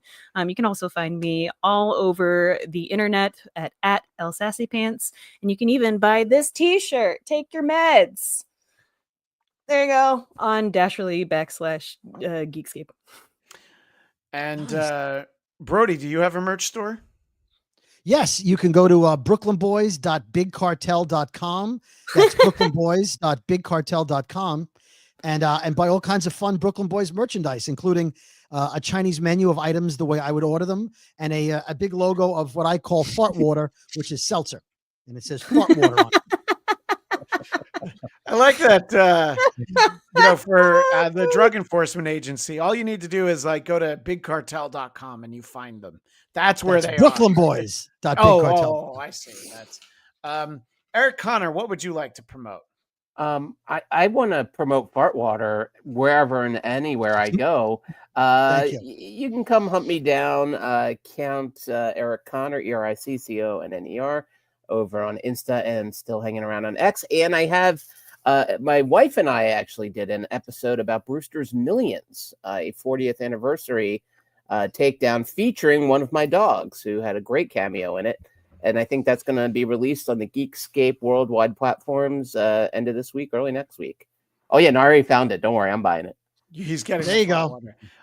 Nate, I save you for last because you usually all you like to promote is the fact that you have a light above you that says "Dog Like Nate." You don't want anybody to find you, but if that's changed, please let me know.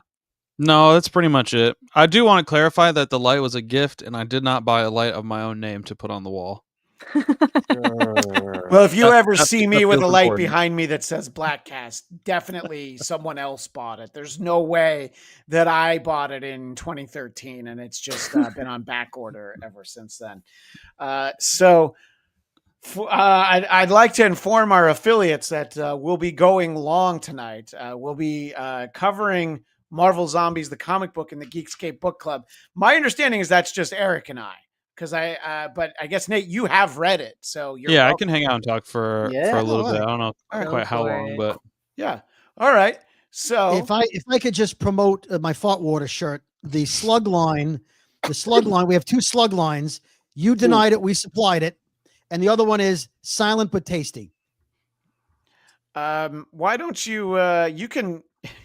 I'm distracted by the slug line. I want to let you hold that up again so everyone can see it.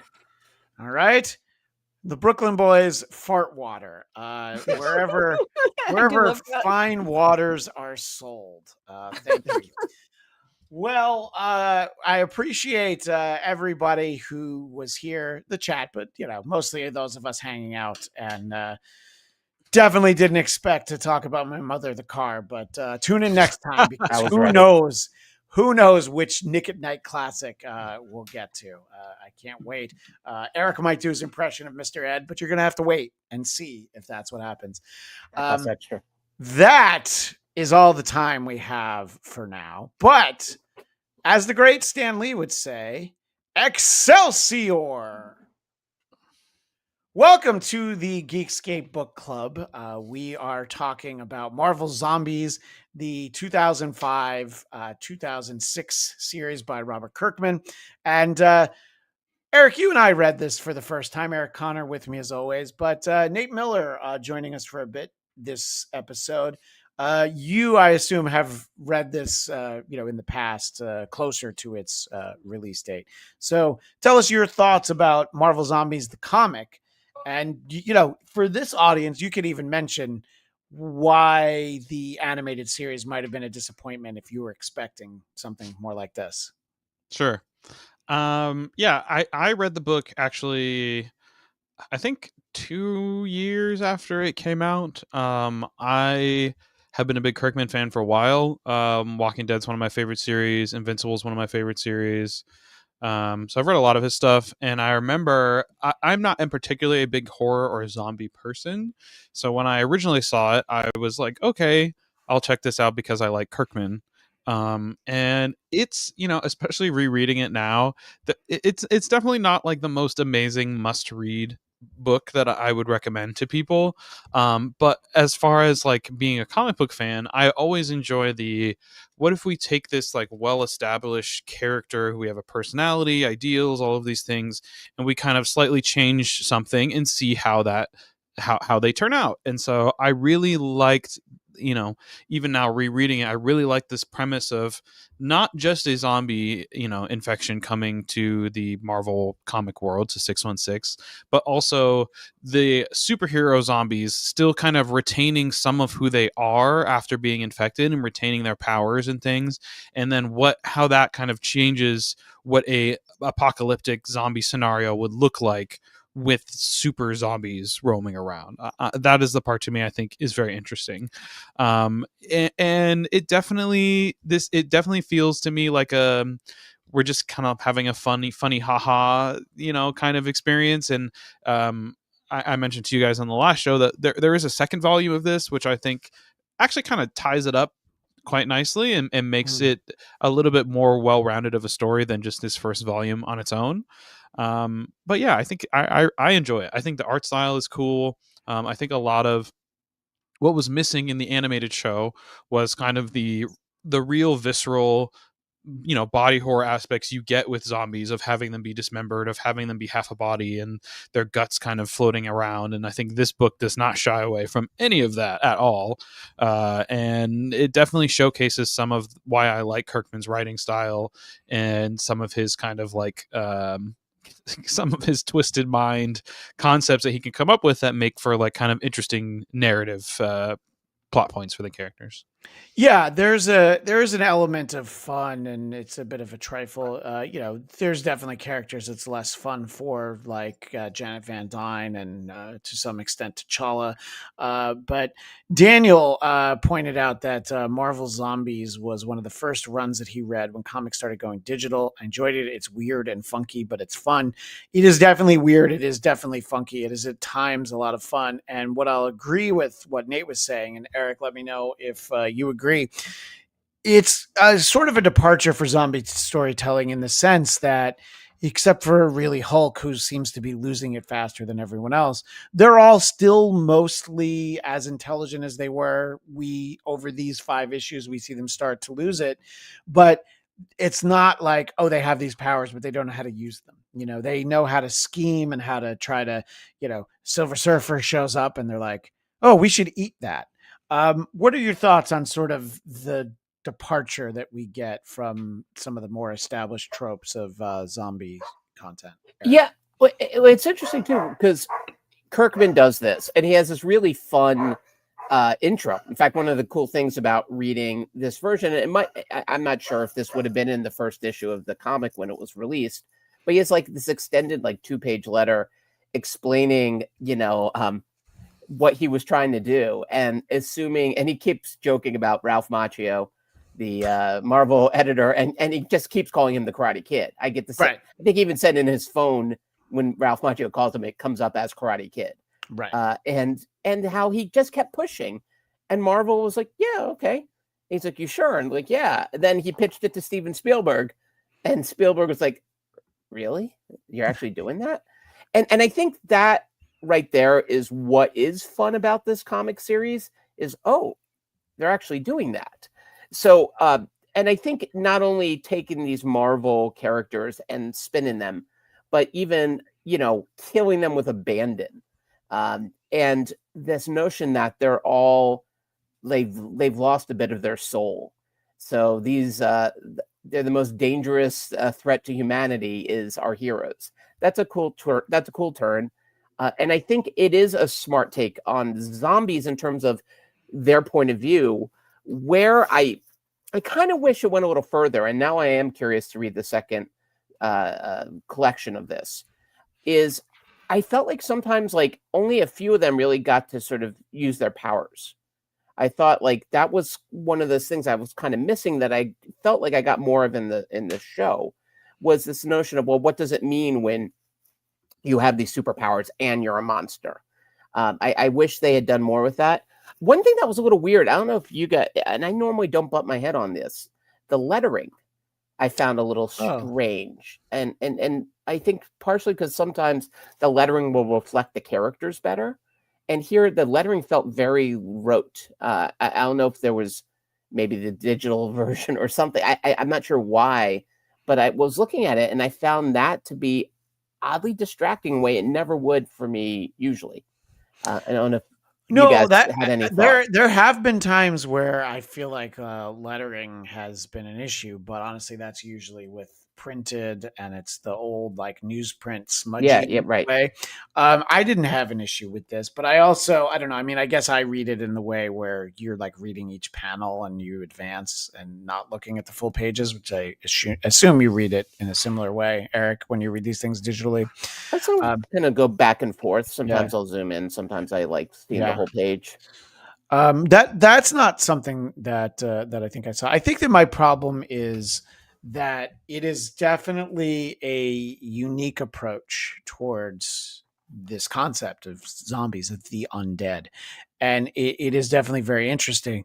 But ultimately, when we were talking earlier, there are so many things that are like, okay, so then they have the zombies have this adversary, they have this obstacle to overcome, but then they figure out a way to eat it, including Galactus. And I was like, oh, all right, I would have been interesting if they did something different. And then like, because they get cosmic powers by eating the Silver Surfer, they get Galactus powers by eating Galactus. So then they go around eating planets. It's kind of an interesting ending, but it also has kind of like the what if ending where the last page is usually so fantastical that it's not something that you'd actually try and tell stories with.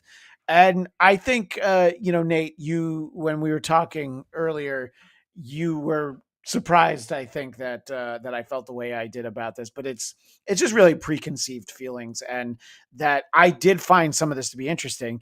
I feel like the characters, it was a little tough to hang out with any of them, is really what it came down to. I mean, Magneto is still uninfected when it starts. And I guess that this is sort of the follow through from a couple issues of, I don't know if it was an Ultimate Fantastic Four, but it was that story actually was told.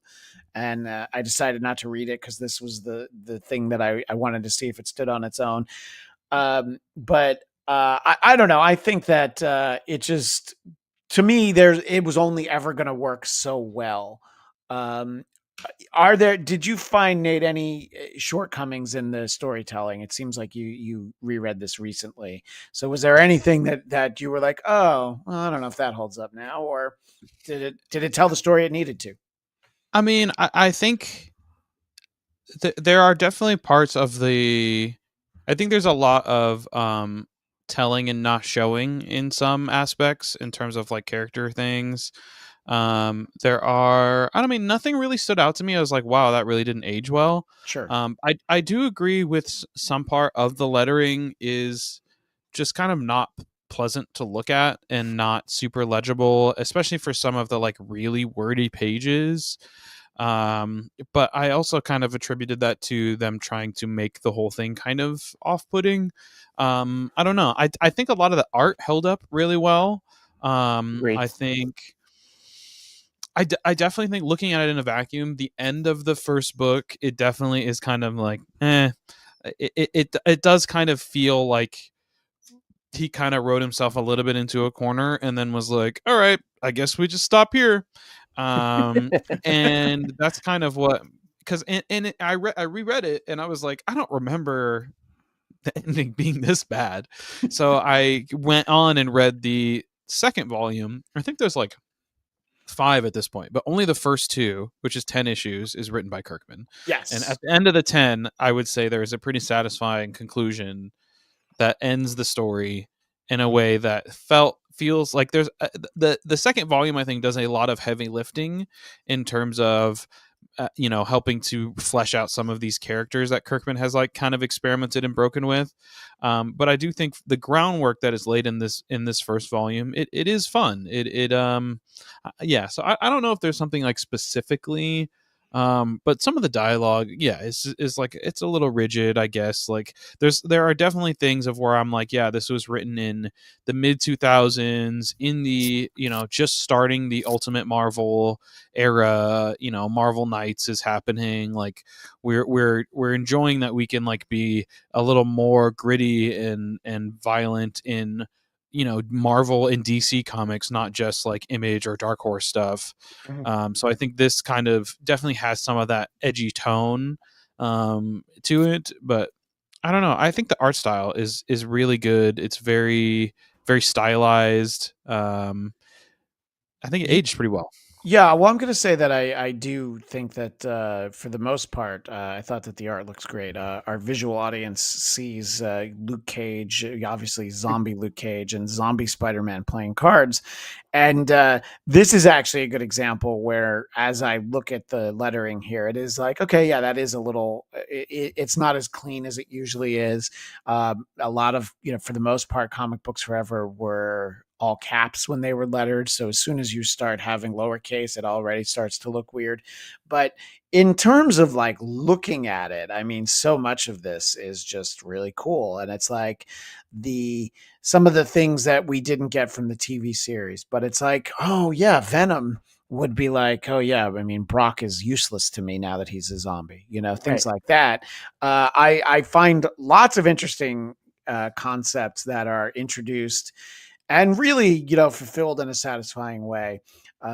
We get to see Green Goblin a few times, but we don't actually get to spend time with him. So then that's the sort of thing where I'm like, oh man, I would have liked to have seen a zombie Norman, or if you want it to be Harry Osborn for some reason, Well, the one I kept hoping for, and they had it a little bit in the show when Ghost appears.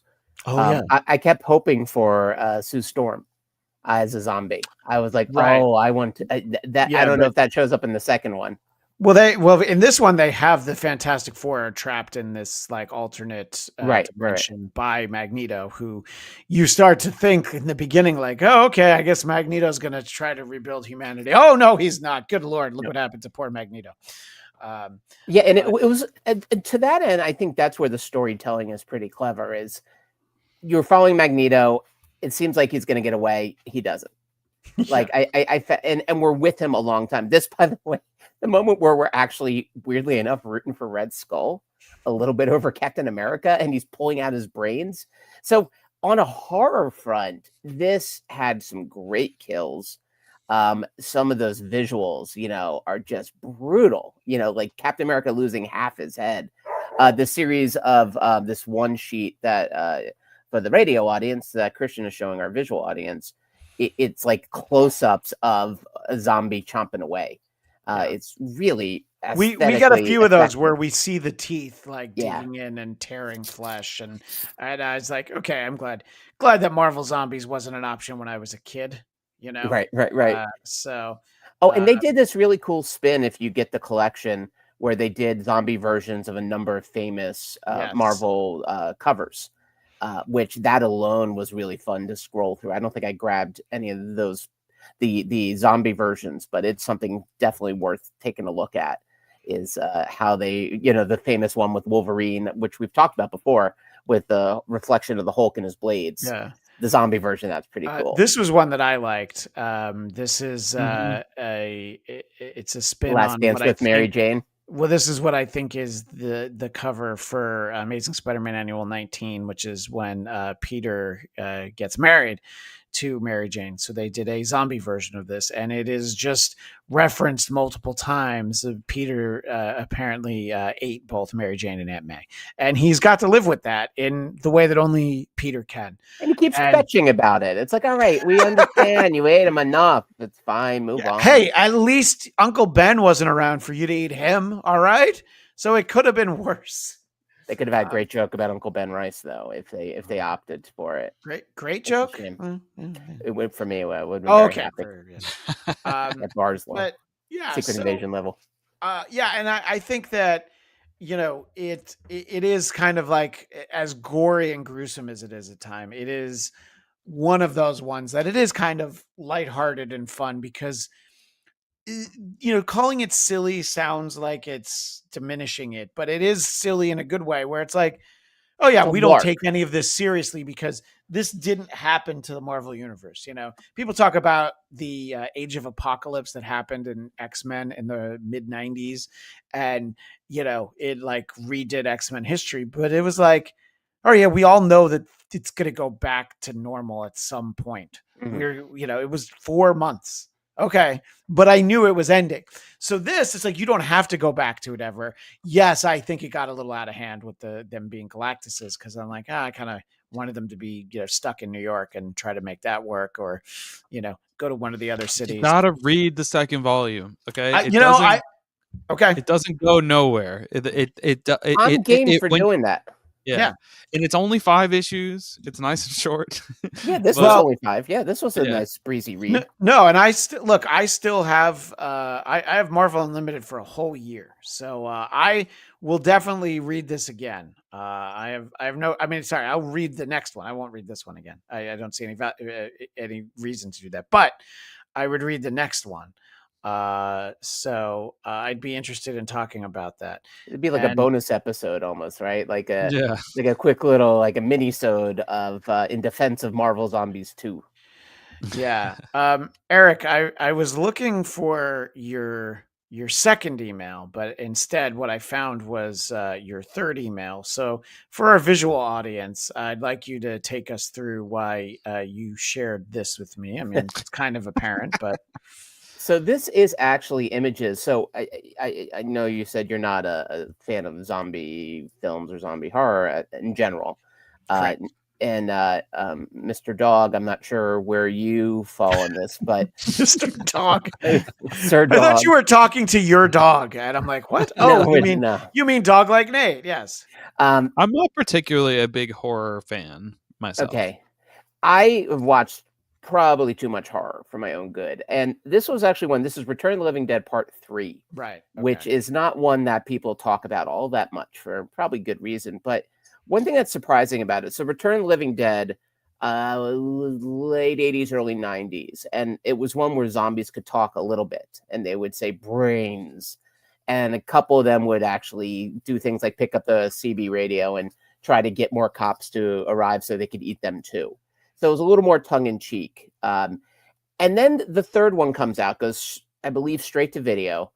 And one thing they did in this was this notion of how much you suffer when you're a zombie. So this idea of almost like the zombie's POV, which is something now we've seen in the, 30 or so years since this movie came out. We've had plenty of variations of zombie storytelling that is more of a sense of like, what do the zombies think and feel? But I remember when this came out, it was surprising because Return of the Living Dead's Part 1 and 2 are so goofy. They're great and fun for what they are. But this one was weirdly serious. And so she keeps piercing herself because in some ways that pain helps the deeper hunger go away.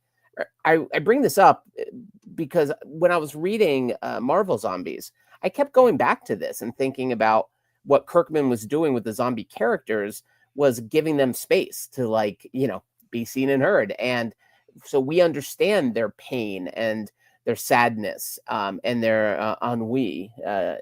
Christian, I know you like fancy words. I do like words like ennui, yeah. And so I think that's where Kirkman's storytelling I did find interesting. Again, I don't know how specific it was to these characters, which in some ways I suppose is the point of it, right? Even the text, as I'm looking over, I'm thinking, well, how do you get across they're sort of like emotionless, bloodless, like they're not feeling what they used to feel? Maybe the text choice was out of that notion of they don't sound like themselves. So why not change the lettering to reflect that? But I think that's where this was interesting, and it was different than Walking Dead. It was different than a lot of zombie lore.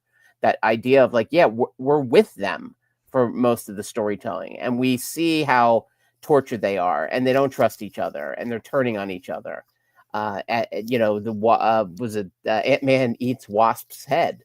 Yeah. And then weaponizing Wasp's head later on, I thought was great. That moment of T'Challa like throwing her head as a weapon. I'm like, that is awesome. That is straight out of like almost like a horror like video game. The idea that you would use a head as a weapon.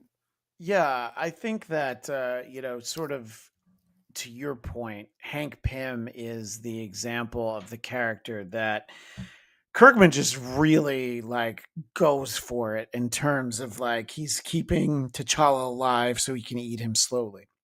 And he needs him to not be dead, otherwise the meat's not going to taste good. So he doesn't spoil. And then I'm graphic, Janet finds out, and so he just chomps her in half. And I do sort of like that. It's like, look, if you're gonna do Marvel Zombies, don't do it half-assed. Don't be reserved. Don't be too precious about anything. And as abhorrent as he is, Hank's probably the best character in the story for me, because he's just motivated by like, well, yeah, I need to eat.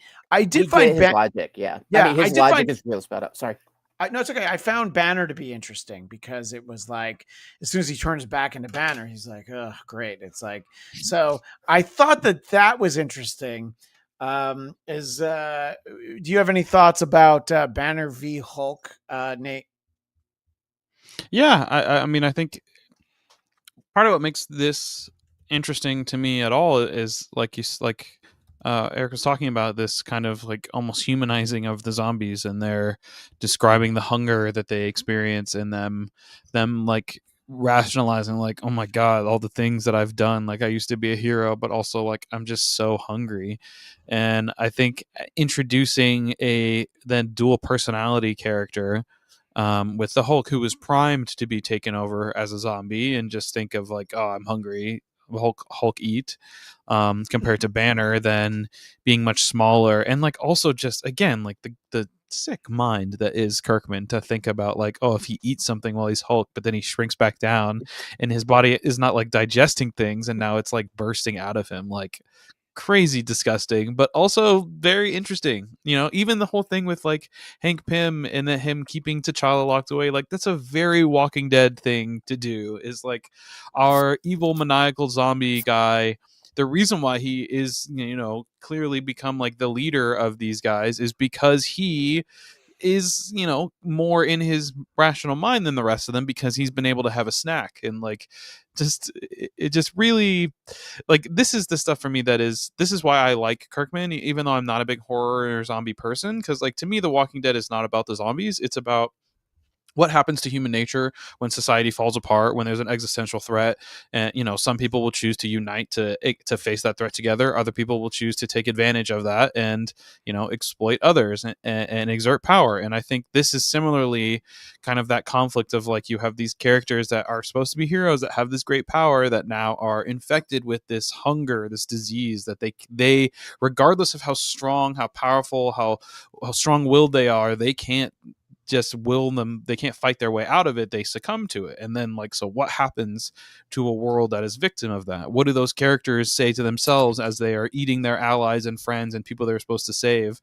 And they're conscious enough to be aware that they're doing this and that it's wrong, but not conscious enough to control themselves and not do it. Like that to me was like the very interesting premise that the book kind of explores. And this is what more so I was hoping the show would get, is like super powered zombies, and instead it was much more just kind of like zombie horde things, and not much more implication of like, well, what does it happen for these superpowered beings to have this unsatiable hunger, this disease kind of take over them? Yeah, the zombies in the comic book are much more interesting to me because the zombie horde, as you mentioned in the animated series, is what I don't like about it. Is sort of the singular mentality. We're pressing forward. We're going to try and eat everything, and that's really kind of it. So. I do find that interesting. It did have me thinking a lot about characters we don't see, and obviously we're not going to see everybody, but we do have Wolverine. And then I started thinking about Professor X as a zombie, Right. and then taking a step further, what about the Shadow King?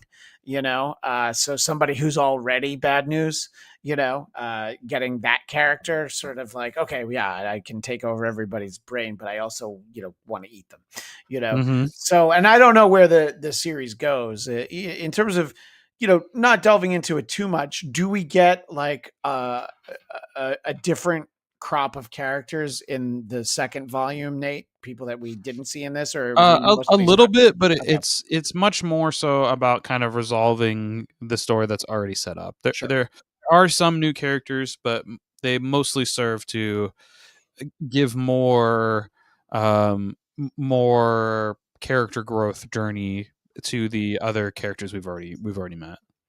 Yeah. And again, I feel like visually it was definitely fun to like. I could see it. I read this digitally, but as a paperback, trade paperback, I could see kind of flipping through it and then just stopping on some of those random images, like the ones that Eric sent. That you always find the ones that this is what you were talking about earlier with Flinging the head. using the wasp's head. Yeah. So. Wait, and by the way, that was one of my favorite, very small subplots.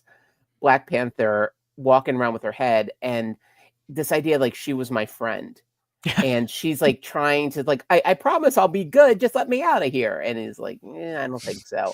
Yeah. And he's like telling them like to get rid of. It's like, no, she's with me. And that I was like, okay, that's really funny and ironic, and speaks to like the themes of like what is humanity. Yeah. And so I actually, if anything, I kind of wanted more of things like that of what would have been like if maybe the second one does this, but if the zombies and the non-zombies actually had to, I don't know, work together. I would have been really curious to see where that took us. Yeah, our friend Daniel Drew, speaking more to the television series, but it's relevant here. If they hadn't been controlled by Wanda, maybe we could have gotten the zombies on the show having some kind of personality. I mean, before they got Clint and Namor, they were doing their own zombie things. Yeah, Namor is someone that we didn't talk about when we talked about the television series Yeah, over I on meant to bring Marvel him up. Movies. Like, yeah, I've actually see. This is why we can't do any of these shows without Daniel in the chat. I'm gonna have to start making the schedule around when Daniel can be there. I Because concur. I think that I take notes on these things, but there's always stuff that I can leave out. But yeah, I mean, it's definitely. I feel like they definitely take a look at different corners of the Marvel universe in both, but we're specifically speaking about the comic book series because they definitely, we get to see a lot of sides of some of these characters that we may never necessarily get to see anywhere else, sort of put in these scenarios and these situations. So Nate, we've agreed that we will go back in sometime in 2026. I gotta look at the release schedule and figure out what month makes sense. There's always a few things that we want to read, like our episode that features what we were able to capture of our Secret Wars panel, sets up our Secret Wars 2 episode that we'll have. And there's but Eric, you have to read all the tie-ins. No, you don't have to read all the tie-ins. All of There's them. Oh, I know geez. over 9 months. There's like 20 Oh each month. God! I mean, why would you do that? Wait! I'm sorry. Are you talking Secret Wars 2000, like mid 2000s, or Secret Wars No. 2? No, Secret Wars 2, like 1986, 1987. Chris Sarandon as the Beyonder. Yeah, I mean, he had a real Hasselhoff vibe for that point. But I'm here for that. anyway, so yeah, we do like to go in there and do some sequels. I want to make sure that if you have any thoughts, I want to give each of you a chance to sort of wind down as we talk about Marvel Zombies. Eric, I'll ask you first, since this was your first foray in there. Is there anything that this explored that you were interested in, or maybe felt didn't work? Anything that we haven't talked about yet? A little bit from sort of the external side of things. So Robert Kirkman, really fascinating storyteller, and the idea, like Marvel says, okay, have at it. That's the thing that I thought was really interesting reading his intro letter, was that idea, like when you take property, existing IP, and you mix it with a really interesting artist, you get something like this. And I'm thinking even like what Ryan Coogler did with Creed, that he took this Rocky franchise, which obviously you felt like, all right, well, it is becoming like that joke in Airplane 2 that was going to be Rocky 78 with an old man with a really long beard, still fighting. But then he found a whole new sort of corner of the galaxy to explore that was terrific for the most part, And so I think like that was the fun of this. I do feel like there were things it didn't do, which in some ways I wanted it. I wanted to see more superpowered zombies doing superpowered kind of things in a weird funhouse mirror kind of way. But I also appreciate that Kirkman wasn't going for just fan fiction, fan service. He had other things to work with, that he wanted this. And so, it has great moments. Like when they all attack Silver Surfer, I thought that whole sequence was awesome. And I don't still quite know how they were able to defeat him, but I'll take it. I guess it's like once you get past the candy coating is how. Right. It's like, but don't ask how they were able to get past that. But once they did, then it's like all mushy inside. Yeah, right, like a candy apple. What was that, Nate? That Hulk has strong teeth. That's true. Yeah. It's like a candy apple, like, the idea, like when you break, everyone has broken at least one filling on a candy apple in their life. It was that, but yeah, once you get to the apple, it's pretty tasty and soft and chewy. But I like that. I like how his powers then infected them a little bit in ways that, as opposed to when they're destroying universes, or destroying planets, that's a whole different thing. But I like, Wolverine fights Juggernaut and is able to pop his head off like a Pez, because he has that little bit of extra surfer juice, as I think you call it. Yeah, I do. Yeah. But yeah, it's sort of like fart water. But call back to another episode. That doesn't make any sense. All the better. Yeah. But yeah, this it was a fun read. I did find myself more emotionally connected to the series, even. You mean the television series? The TV series, yes, for our radio audience. But I'm excited now to read the second one based off of what Nate said. And yeah, me too. And the possibilities, and also just a reminder of how rich a storyteller Kirkman is. So I'm here for more zombie ennui, more waiting for Godot in the Marvel universe. So bring it on. Daniel Drew laughed at the candy coating indeed, and he points out you need the crunchy and the chewy. Thank you. Sweet and salt. And by the way, Daniel Drew says, any chance y'all will get to the Immortal Hulk Omnibus? I've looked it up. It's 1,600 pages. So maybe one day, Daniel, but that's a lot. That's a lot of homework. So you want me to still be married? Don't ask a question you don't want the answer to. Nate, is there anything about this initial 5-issue series that we have, any stone that we have not tried to devour, anything that we've left unturned? No, I mean, I think it's just like we said, it's a fun. Yeah. What if letting an artist have his way with some major IP characters, and if you enjoy that for what it is, then I think you will have a good time. Yeah. My only thing is that I think that this should be, when viewed, this should be volume 1 and 2 should be consumed together, issues 1 through 10. I think that's my only thing. That's fair. Go ahead. Sorry. Yeah. I'm just saying, I'm looking forward to you guys reading it, and then us having this conversation again with kind of the full scope of what he had planned. There are times where I pick like a run or a series for this, and then I get to a point I'm like, oh, it's not even close to done, because there's a lot of like, well, that's a 5-issue series. I felt like this did have enough of an ending, but I'm glad to hear that I was possibly mistaken. So for our Geekscape Book Club audience who want to know what they will hear, this will be recorded not too long from now, but I will announce that our November pick, which will again be doubled up with talking about the television series, will be Peacemaker Tries Hard. That is going to be, I know it seems like we always read Marvel, but I swear we don't only read Marvel. To the extent that, by the way, Brody thinks that this show is called Marvel Book Club. So I understand what he's saying, but it's by Kyle Starks and Steve Pugh. So I'm kind of interested in, I understand that the Peacemaker character in comics has been very different, but the reason I'm picking a newer book is that is kind of in the vein of the John Cena character. And I'm currently catching up on season 2 before the finale, which I think is this week. I'm definitely enjoying it. It's been great. And I think that Daniel Drew is commenting on that. I don't know if he's talking about Immortal Hulk, but that is a weird run, but funny indeed. So we'll be talking about that in the near future, and we will have some interesting friends, I think, joining to talk about the Peacemaker series.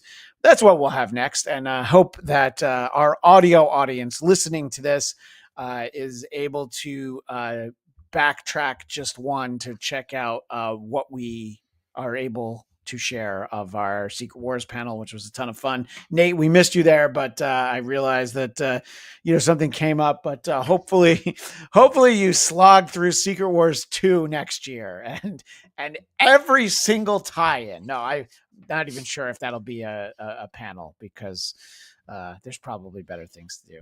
But Nate, we appreciate you hanging out with us and now educating us that we need more Marvel Zombies in our life, which I think when I hit the go live button, I wasn't even thinking like that. So looking forward to seeing. We can learn from the youth. All right. That's what we've learned here. Two old men, boomer-ish, can learn from that. There's nothing boomerish about talking about my mother, the car, in Car 54. Where are you? Not at all. Boomer. Yeah. Daniel, his show is so much older than either of us, which that's right. Part. Okay, at least we didn't talk about the brown word.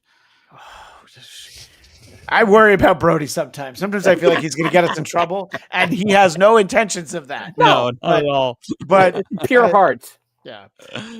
In any case, so that'll be our next installment, and always keep an eye out for Marvel Movie Talk. We like to do some one-off interview shows, and who knows what else we'll be looking at before the end of the year. But Eric Conner, where can people find you? Go find me, Count Eric Conner, EricConner, Insta and the X. And coming soon to this very platform will be Eric and Lauren Conner, my lovely bride, talking about 40 years of Brewster's Millions, which is one of the most adapted titles out there, believe it or not. So if you didn't know that and you want to learn more, check us out. So Brewster's Millions, where Richard Pryor inherits $3 million and he has to waste all of it in a month so that he can 30. So it's 30, so 30 he can get 300. 300, exactly. Okay. I think about that a lot, and I don't ever want to make any of our shows political, but I have thought that people running the country, and some of them might have a D next to their name, some of them might have an R. There are times where I've had to ask, is somebody doing a Brewster's Millions here, where they're just trying to get through all this money so that they can then get even more money? Just let us know. But anyway, I loved that movie when I was a kid. I feel like it's held up better than The Toy. Jackie Gleason, Richard Pryor movie. There's a reason we did not cover that film. Hey, here's a suggestion. If we're talking Richard Pryor, Superman 3. Some call it the good one, Superman 3. The only canon in my mind is only that film. Yeah. And Nate, dog like Nate, but sometimes you show up on this stuff and we always appreciate it. And I look forward to talking Marvel Zombies 2. Daniel is already ready for next year. He's ready to be going to San Diego Comic-Con. And look at this. He's got it all planned out. Daniel, That's July, and it's the beginning of October. And I legitimately, I can't even imagine thinking about it. But I know that Daniel always goes, and he has so much fun. And I've been lucky enough to get to say hi to Daniel Drew on multiple occasions. Our friend Katie finally met him with me earlier this year, and we'll share one more time just hanging out. And Eric, jealous that you didn't get to meet Daniel Drew? But at the LA Comic-Con, I did get this lovely Tommy Wiseau mug, which was signed on the bottom, but the signature wore off already. Oh, go figure. Yeah, Tommy was, boy, was he at that booth a lot more than you thought he would be, but I should have known better. Of course, Tommy Wiseau. If I feel like he's been there every time that I've been there. I feel like he just hangs out at the LA Convention Center. Yeah. in Oh, that I was spot. at a car show and he had his booth there. Yeah. That guy never leaves. Well, on that note, please like, subscribe to everything going on at Geekscape. So much great content over here. My personal podcast, The Bladtcast, BLADTCAST. After we're done recording, I have to try to figure out with Eric when we can talk about the latest Paul Thomas Anderson film. And I'm seeing the new Tron this week. So there's a lot of stuff happening, and some of it might not be good. I didn't even think we needed a second Tron, but we'll save that for the Bladtcast, BLADTCAST. And Daniel makes an excellent point. I wonder what Marvel news we'll get out of NY Comic-Con this weekend. You know what? If we're doing an emergency episode on Monday, then it means there was some good news. But I don't know. I seem to save everything for D23. In any case, and BLADTCAST for my personal podcast. And we will be back with Peacemaker for November. And until then, as we always like to say over here, as long as they keep writing them, we'll keep reading them. Bye, everybody.